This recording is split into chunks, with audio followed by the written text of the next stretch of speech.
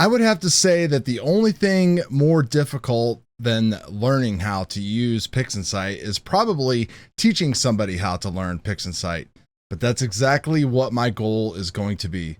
What's going on, everybody? Welcome back to the Easy Astro Images channel. I am Chad. If you are into beginning astrophotography and you are on this journey like myself over the past year and a half, then come along with me and let's learn Pixinsight together. I'm not that much further ahead of you. My whole goal is to basically take a nice canned set of images that I have right now, maybe 8 to 12, and we're going to kind of repeat the same thing over and over and over, and then we'll start all over again and we'll try some other techniques with them. A lot of the bigger YouTubers do a great job when it comes to explaining Pixinsight. The only thing is some of the videos are kind of long and kind of boring, and you kind of get lost, and they really go over your head really quick. Some of us have spent a lot of money on this gear, and we spent a lot of money on Pixinsight, and we want to just produce some really decent looking images from the start that we can use to share with our friends, post on Facebook or Instagram, all that and more. So if this sounds interesting to you, don't forget to subscribe to the channel and hit that like button to help me out. This is a new channel for me. I do have a separate YouTube channel, Dorky40RC. I'll leave a link to it below in the description if you're interested in becoming a member there with the other 8,000 subscribers that I have. So enough waffling, let's just get right to it. We're going to go into Pixinsight now and get started. The first thing I want you to do though is I want you to actually go to the website URL that I'm going to post here in the bottom. And this is for the Dark Archon Easy Processing Suite. Some of you may have heard of it, some of you might not. And what this is like a tool set of automatic things that are just going to do a lot of the hard stuff for us and get us those images faster. And we can learn what each one of them does down the road. They're very powerful. I know a lot of people still actually use them in their processing today, even some of the advanced people. It's a good, quick way to examine your data and everything like that. So what you're going to want to do is go up here and copy this URL, and we're going to go ahead and paste that into a spot in Pixinsight so that way we can activate it. So when we open up Pixinsight here, what we're going to do is you're going to want to start it up, go into this little resources tab up here. We're going to go to this resources tab up here. We're going to go to updates, click on manage repositories, and we're going to click add, and then you're going to copy and paste that right in there. You can see that I already have it right here. And then you're going to click OK. And then probably what you're going to have to do is you're going to have to stop Pixinsight and then restart it. Once you do, and it installs the scripts, they will be right here. You just press the script button and you scroll down and you see Easy Processing Suite. And here they all are, all of Dark Archon's tools. Now, he updates these all the time when they put out new versions of Pixinsight. So luckily, now that you have that in the repository, it's just going to update those every time that he pushes out an update, or you update Pixinsight as well. So that's the first thing that we need. And really, those are the only extra tools that we're going to use for a while. Once we get some really good images, we'll come back to those and we'll try some of this other fancy stuff out. Now, if you see these icons here on the side, these are just the icons actually that I've got from Sean Nielsen at Invisible Dark using one of his beginners forum posts. So I'll go over some of them with you. We're not going to use like hardly any of them at all, just maybe the first 3 or 4. And I'll show you some of the settings that he recommends to use in some of his videos, and they're very helpful, so you can just go ahead and copy and paste those. So what better of a first image to work on than Andromeda? And we're going to pull up my stacked image of Andromeda here, and this is what it looks like. This is after it's ran through the weighted batch pre-processing tool. Now, what the weighted batch pre-processing tool is just basically a place where you take all of your stuff, your lights, your flats, your darks, you stick them all in there, you click a couple buttons, and boom, this is what you get. So there is what we got right there. Let's go through real quick and just show people how to do that. You're just going to go to batch processing, go to weighted batch pre-processing, and it's going to go ahead and start everything up. So the first thing we're going to do is just start clicking buttons and adding in all of our data. So we're going to click add lights. I'm going to navigate to that directory, and it's like right here somewhere. And here they are. And I've got a lot of Andromeda frames. I shot this with my Radian Raptor 61. So I was able to acquire a lot of data, and I always shoot in one shot color, and I typically shoot with a RASA 8, but the RASA is at Celestron for repair right now. I get probably 40 to 50 clear nights a year in Ohio if I'm lucky. So I don't really have any interest in going into the whole mono route and everything like that. I try to make as much use of my time as possible. So with the RASA, I can shoot multiple images a night and collect, like, you know, 4 or 5 hours, and we're good. So we're going to add our flats in here, and then we're going into darks. Dark frames is what cleans up all of that noise for us and helps make everything look good. You want your lights and darks to actually match when it comes to the time frame.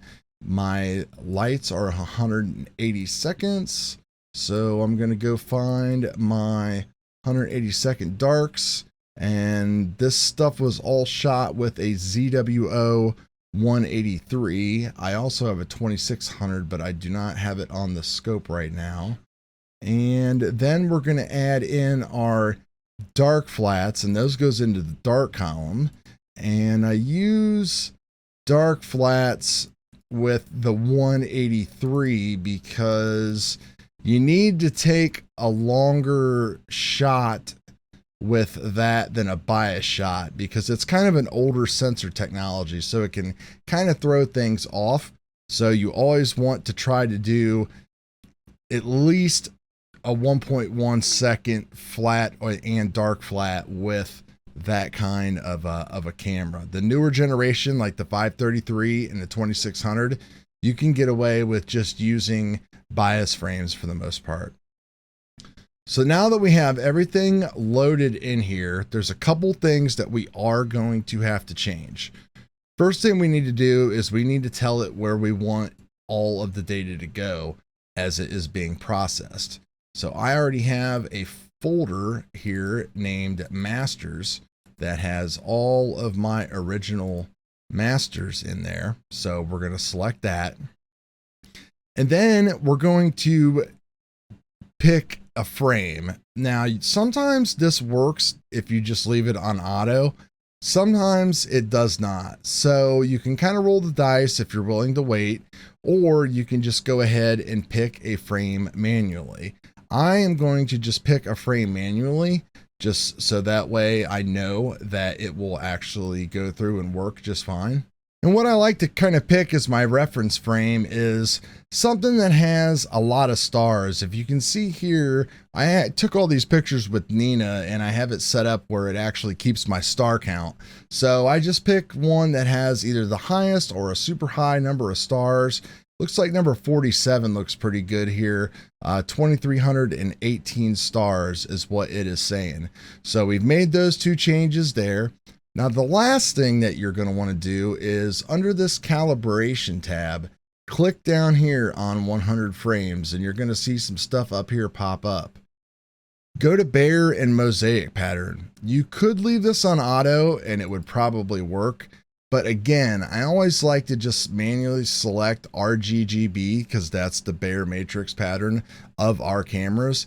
And that way it just seems to work every time, and you don't have to waste any of your time reprocessing stuff. I'm going to click on diagnostics. It's going to tell me everything is good. We know that we have put the data all in the right places, so there's no worry about clicking and looking at calibration graphs. There's no reason to change any of the defaults or anything. You just want to make sure that all of your steps are checked. The linear pattern, generate subframe weighting, image registration, and then image integration. So that way, when you're done with the weighted batch preprocess, you're just going to get an image and we're ready to go. So everything is good here. We're just going to click the run button and this thing is just going to power through. And in about 5 to 15 minutes, depending upon your computer speed, you're going to have an image.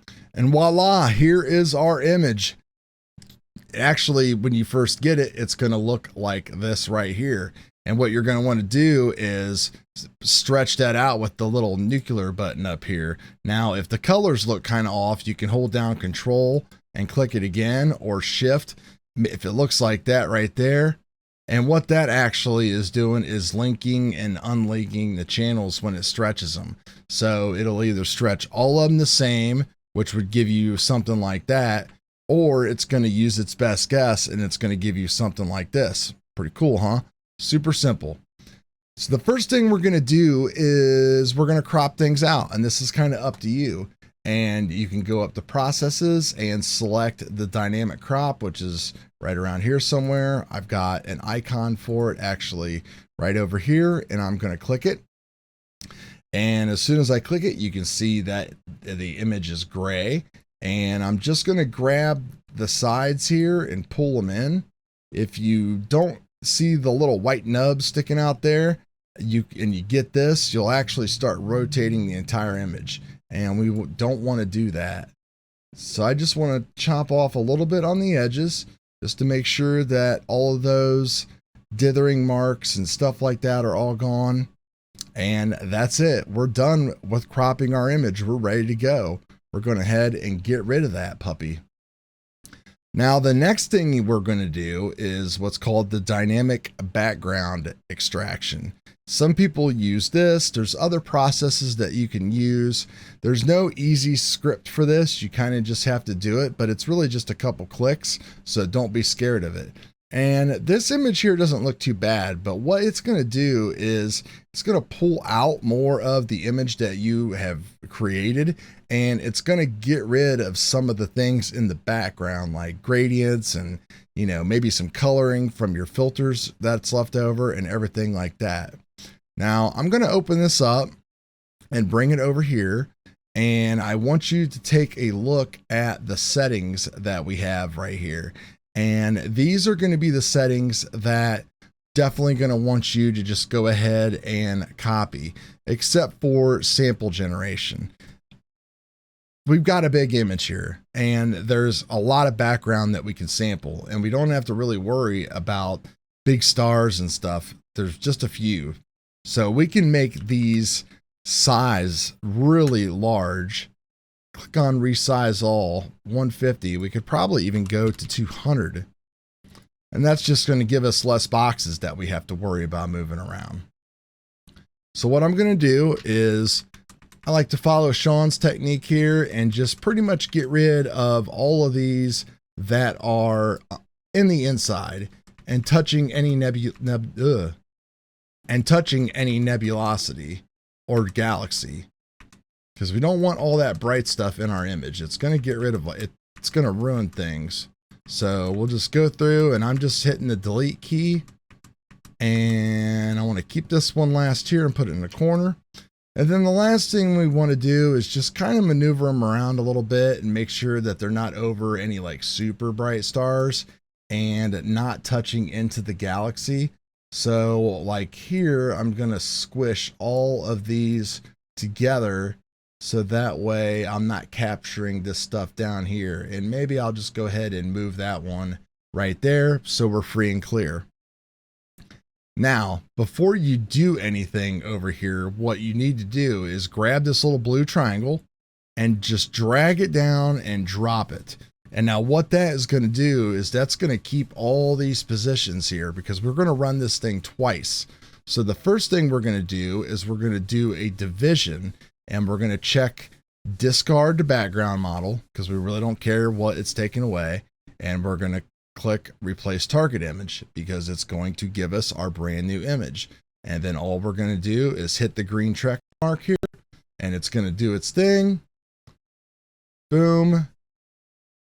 take off the stretch here up in the corner and re-stretch it, and there is our image. So let's go ahead and close it. And now let's run it again, except this time what we're going to do is we're going to select subtraction, and then we're going to click the same two things, discard and replace, and then we're going to click the green triangle again. Boom, done. You might see a difference, you might not. It really depends, but it just makes me feel better knowing that it's probably doing something. Now, the last thing we're going to do before we move on to our easy processing is we're going to calibrate the colors on it. There's a few different ways to do this. The easiest way is just going to be what's called the photometric color calibration. And that, again, is a process under processes, and you'll find it right there. Now, this is super simple. The big things that you have to make sure is that you turn off the background neutralization, because we have already done that. We don't have to worry about that again. And then, since this uses plate solving and coordinate system and all that stuff to say, hey, I have an image that looks just like this, and I'm going to apply the color calibration to it. You got to tell it where it's at. So we're going to click on this button, acquire from the image, and this image here actually still has all that data inside of it. Sometimes you may have to open one of your original images, select it, and then hit the button, and it'll bring it in that way, and it doesn't matter. You can still apply it to here. So we're good on this, and all I'm going to do is just take the blue triangle and drag and drop it on there. And this is probably going to take a few minutes, so we're going to let it do its thing, and I'll be back as soon as it's done. All right, so this is finished, and this is what we're left with. It's just kind of showing us all the different color balance points and stuff like that it's used. Don't need to worry about any of that stuff, guys. Just go ahead and close everything out, and we are left with this image here. And we're going to disable the stretch again, and then we're going to re-stretch it, and there we go. Now we are completely color calibrated, and we're ready to rock and roll now into this easy processing suite stuff. The first thing we're going to do is the easy decon. Now, deconvolution is one of those things in Pixinsight that I still struggle with, and I know a lot of people do too. It really comes down to how good your data is and how hard it is, I think, for the program to actually sample the stars and the images and what it can actually do for you.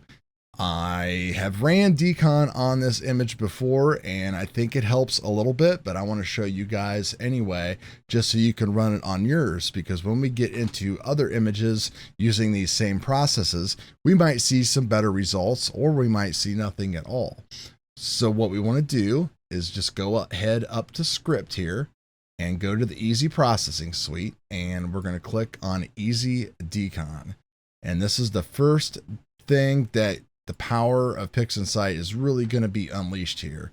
And you can click on this little button here, and it's going to tell you what you want to do to get it all set up and what you don't want to do. And then once you're done, it's going to actually say, hey, if you didn't like the way it worked, you can go back through and start adjusting these settings.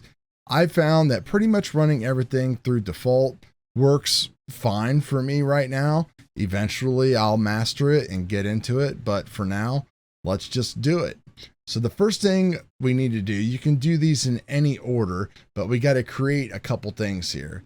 So the first thing we need to create is a star mask for it to run with. So what it's going to do is it's going to mask the background and do some things, mask the stars and do some things, and then it's going to kind of clean things up, sharpen things up, reduce small star sizes. It's going to do a little bit for us. So I'm going to click on create new processed star mask, and it's just going to run and chug, and it's going to create a star mask for us automatically.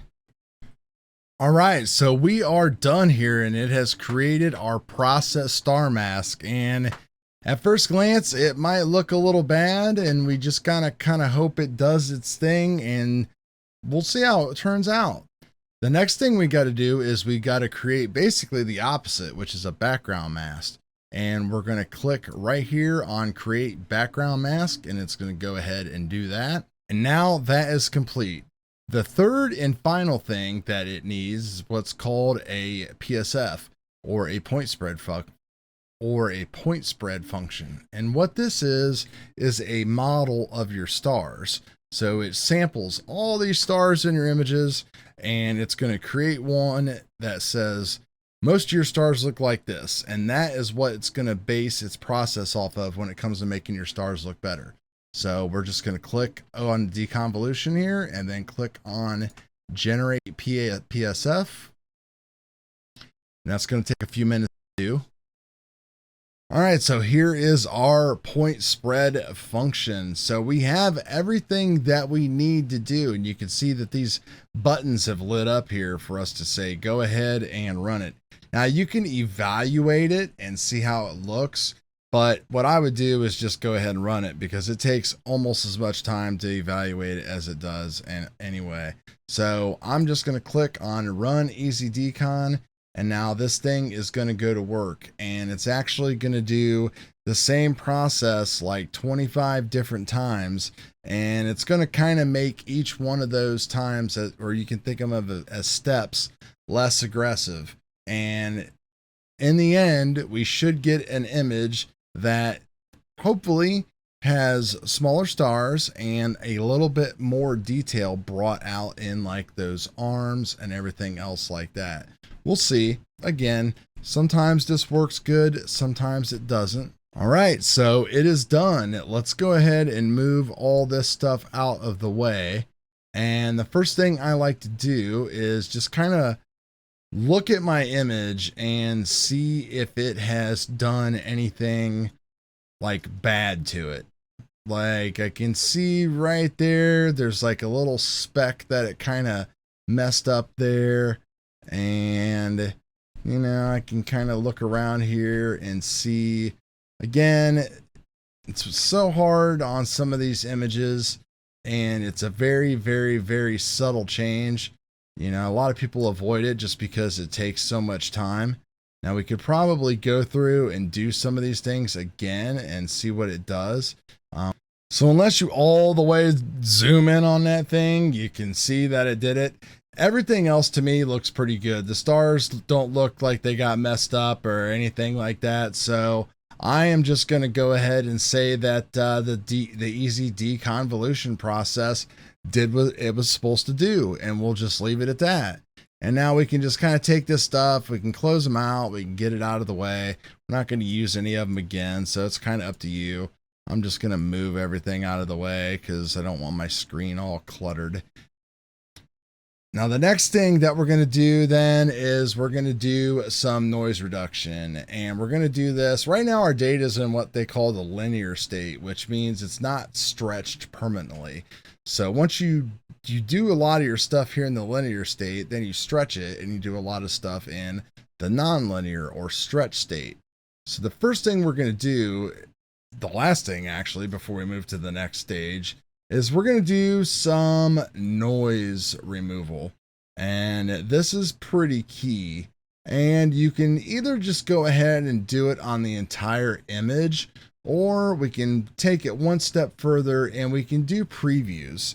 So let's click on this little button right here under workspace that says new preview. And I am just going to draw, where do I want to make my preview at? And let's just kind of do it like right here, so that way we can get some of the background and we can get the galaxy in there at the same time. And there we go. So it's all magnified and bigger and stuff like that. Let's click on Script, Easy Processing Suite, and Easy Denoise. And what we're going to do is we're going to run the Easy Denoise just on this image here, and we're going to see how well it's going to clean it up. Now, same thing here. You can click on this button. It's going to tell you what's going on, what you can do, the very first thing you should change if it starts messing with your image too much, or if you think it's too aggressive. Some people don't like a lot of noise reduction. You know, let's face it, you can't really see it unless you totally zoom in, and noise reduction can eliminate a lot of your detail. But we're going for easy, so that's what we're going to do. There's really nothing that we have to do. I leave everything again at default.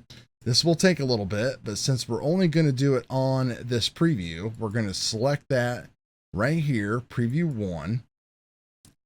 And we're just going to click on Run Easy Denoise, and it's going to go ahead and just do its thing.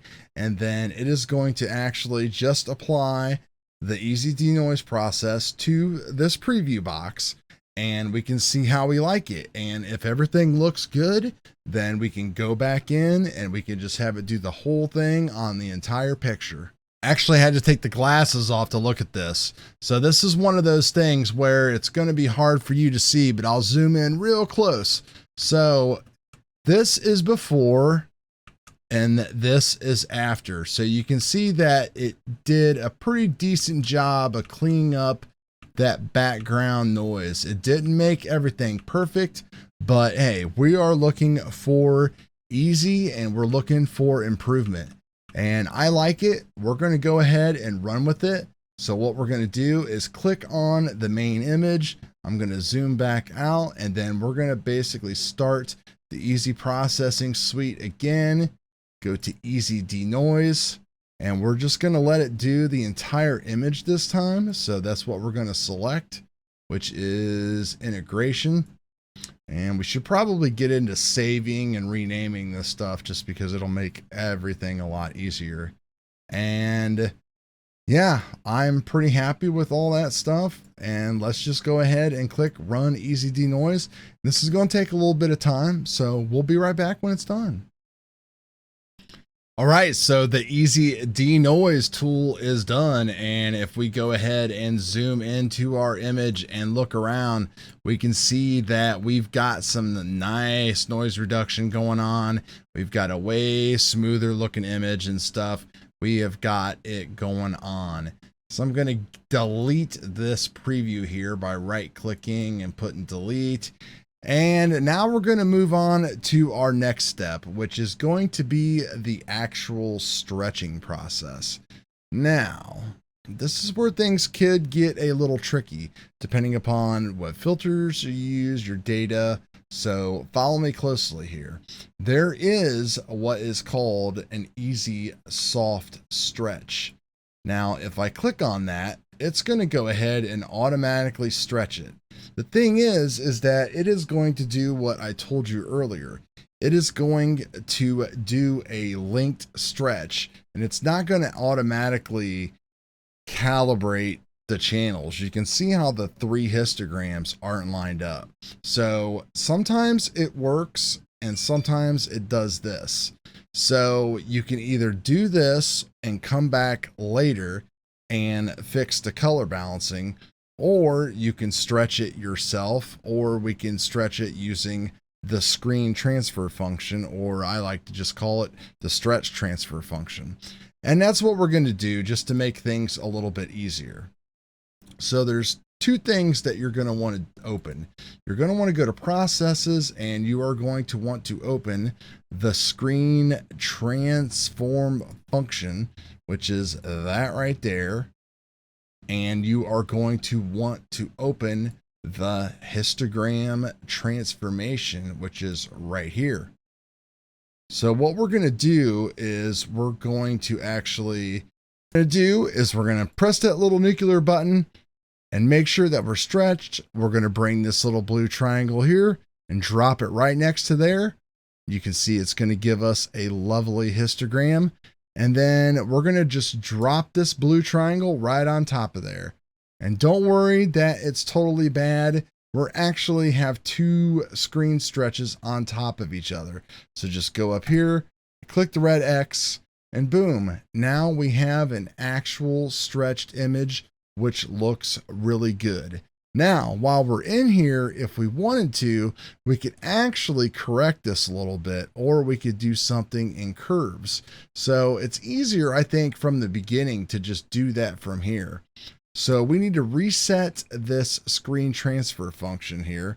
We're going to click on this circle to bring up the real-time preview. And what you're going to want to do is grab this black point slider and just slide that up. And you can see how it's moving that histogram on top to the left a little bit. It's darkening our background. It's doing a lot of work for us. But the thing that you want to see is this number down here. See how it's 0 right now? If we keep going up, we're going to start getting into the data. And I don't mind clipping out a little bit of that data at the beginning. You just don't want to come like all the way up here, because then you're going to lose like really valuable stuff. So just kind of bring it right there to the, to the points and have a little foot. You want to make sure that all of your stuff here on this top histogram is still visible, and they're all three just kind of pointing right there into the corner. So that looks really, really good to me. When you're done with that, just go ahead and press this blue box here to apply, and that is going to do that. And so if we close this, and close our real-time preview, there is our image of Andromeda. And I mean, most of us would be like, wow, this is just great the way it is, but we've got a lot more to go. We can see that we are totally stretched now. We are not in a non-linear state. If we zoom in, we can see that the noise and stuff does not look bad at all. The background looks pretty good. I mean, really, most of us could just post this right now and blow away all of our family and friends. But let's do a couple more things. So I want to use one more tool in the Easy Processing Suite, and that is the Easy Star Reduction. Some people wait to do this to last, but I want to do it first because I want to make my stars as small as I can before we start adding color to them. Because if you've got bigger stars that have kind of some weird things going on, like I have some false coloring going on in my actual image because my telescope that I use here isn't the best. So I want to kind of like minimize that. So when we bump up the saturation and all that stuff, we don't have to worry about anything going bad. So we're going to go ahead and do that. We have to run this and click on create a star mask first, and it's going to go through and it's going to make a star mask based off of our actual image.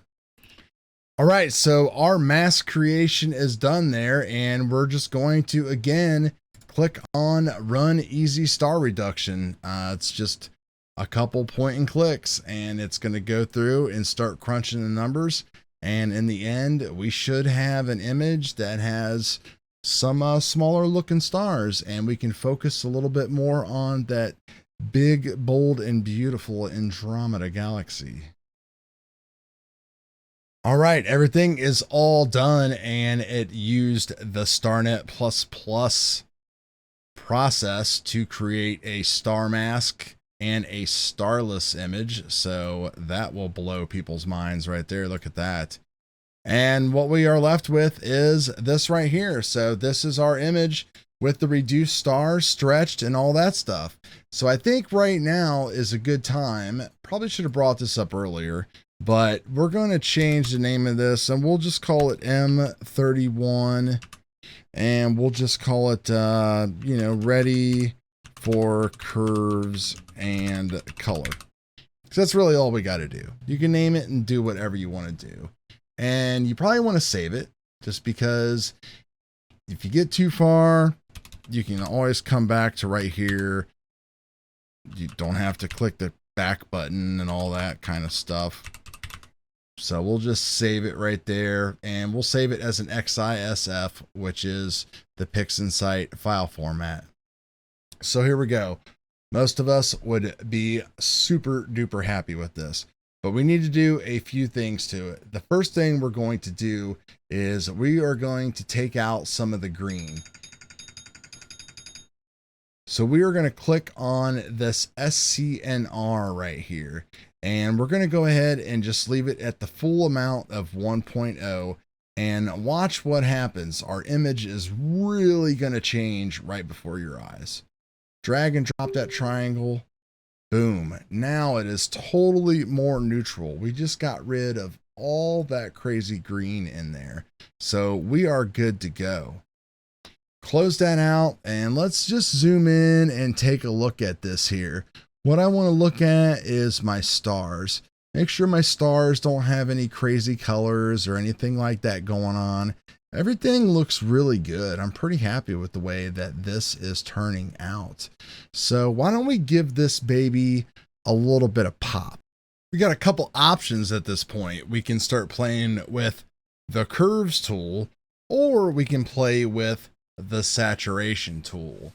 I think what I want to do first is let's do the curves tool. So if you go to process, curves,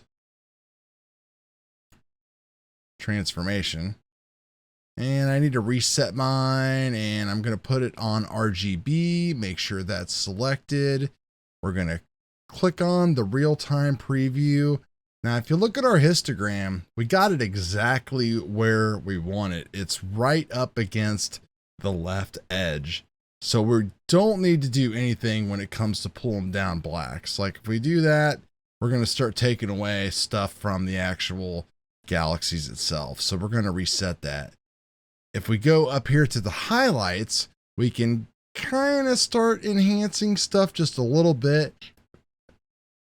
You can see how it might take away a little bit from the dark structures that are up there, but I definitely just want to give it like a little bit of a boost. And this is just all up to you.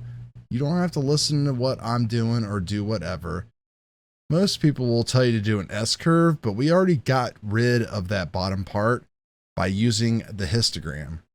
In fact, you could do this part in the histogram transformation as well. Maybe we'll do that in a future video. I want to grab down here by the midtones just a little bit and see what we can do with that. And again, I just don't want to go super crazy because I don't want to blow out anything. You could see just the slightest move is changing things and taking away from that dark structure. But if you look all the way down here in the corner, as we pull it back, that dark structure disappears. But we could just highlight it enough to bring out just a little bit of it. So I'm just going to leave it right there and hit the blue square to apply that. We're going to get rid of everything, and here is our image right now. So now let's add that big pop. So there's a couple ways you could do color saturation. The easiest thing to do would just be to go to processes and click on color saturation. Imagine that. I need to reset mine because I had used it. We're going to click on the real-time preview and pull this down here a little bit. There's a little nub right here. And if we just go ahead and start pulling up that little nub, take my glasses off here, you know, get out of character for a second so I can see what's happening. And I see all those little nebulas starting to come in. I'm starting to see star colors starting to come in. Things are just starting to happen, and I'm just going slow. You can go all the way to the top like that, and you can see just how crazy some of the stuff is getting. Some of those stars, that one orange star. So I'm bringing up about 3/4, and I'm going to apply that. And then I'm going to reset it again. And let's try it again. Let's bring some more out of this baby. All right, look at that. Look at the reds starting to come in. All that kind of stuff. Man, I mean, you could just go crazy with saturation. Look at that, all the way turned up. But now we're starting to get color noise and stuff in our background. And we don't want that. Andromeda looks great. Some of our stars are becoming like super saturated. So I am going to bring it up again just to like the 3/4 amount right there. I am pretty happy with that. And I'm going to click the blue block, and I'm going to click the blue box again, and we'll close all that.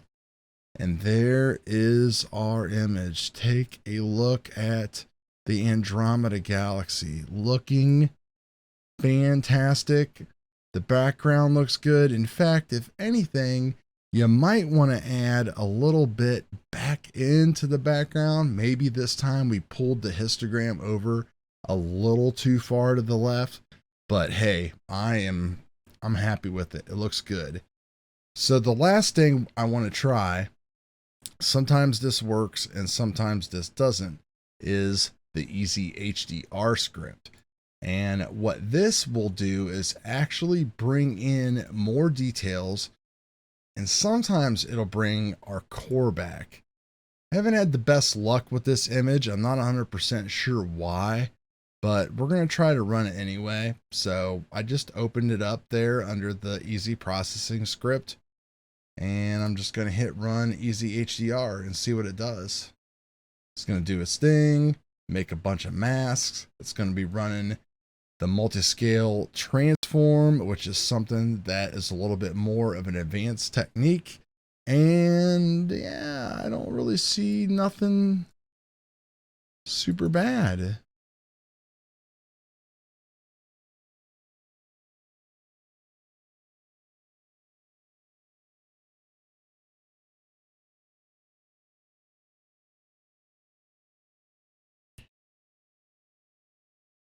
So that's it right there. That is the HDR image. And if we take a look at that and compare it to the other image, we can see that it kind of dimmed down the core. It brought the core out, but it kind of dimmed down everything else. So we can do one more time. We can go into the curves and let's go ahead and turn on the real-time preview. And we've got a core there and all that kind of stuff now. Now let's try to bring some more of this galaxy back out, and we're just going to click up a couple notches, not a lot. We don't want to ruin all the HDR work that we just did. You can see that there's a core in there and it wants to come out and it wants to stay. And I do this at the same time that I look in different parts of the image to see if I'm like ruining anything or doing anything crazy at all.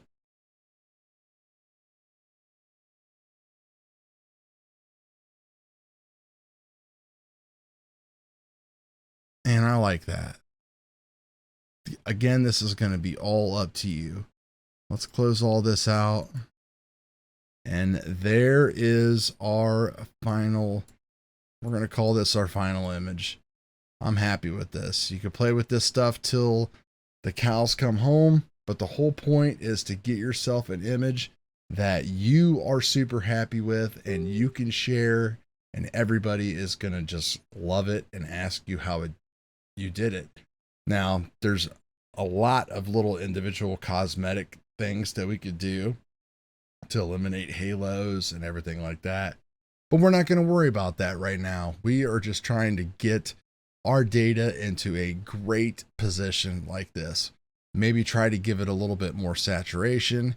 Maybe don't go a little less heavy on the histogram next time, so that way we can kind of pull back and have some of that lightness in there to mask some of this color in the background. But man, I'm happy. It looks good with the shades on, all polarized and stuff. I hope you guys are happy too. Thanks for sticking with me through the entire thing. We're going to do this over and over with the same different processes with different images. See what happens, learn all of this together, and then we're just going to keep on going because astrophotography is here to stay, baby. Peace.